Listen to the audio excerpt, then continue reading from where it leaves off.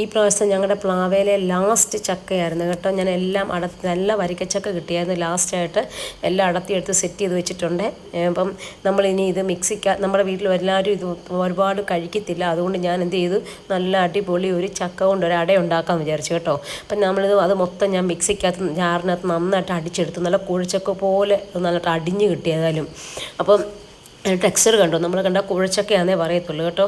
അതുപോലെ നമുക്ക് നല്ല ഇതായിട്ട് കിട്ടി. പിന്നെ ഞാൻ അതിൻ്റെ കൂടെ ചേർക്കാൻ പോകുന്നതെന്ന് പറഞ്ഞാൽ ഗോതമ്പ് പൊടി കുറച്ചെടുത്തു.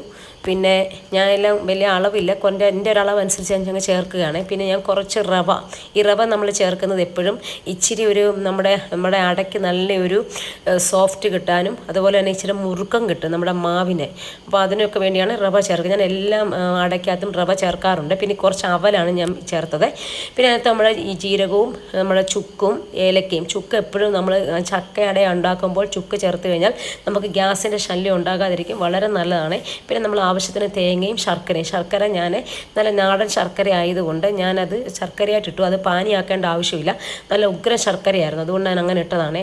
അതിനുശേഷം നമ്മൾ നന്നായിട്ട് എല്ലാം കൂടെ ചേർത്ത് കലക്കി നല്ലതായിട്ട് മിക്സ് ചെയ്തെടുത്തു. അതിനുശേഷം പിന്നെ നമ്മുടെ വാഴയില, നമ്മുടെ തന്നെ വീട്ടിൽ വാഴയുണ്ട്, അവിടെ പോയി ഞാൻ വാഴയിലേക്ക് എടുത്തുകൊണ്ട് വന്നേ. അതിൽ ഞാൻ നല്ലവണ്ണം കഴുകിയെല്ലാം റെഡിയാക്കി കൊണ്ടുവന്ന് ഉണ്ടാക്കി കേട്ടോ. അങ്ങനെ നമ്മൾ കുറേ ഏറെ ഉണ്ടായിരുന്നു. നല്ലവണ്ണം നമ്മൾ അടയുണ്ടാക്കി.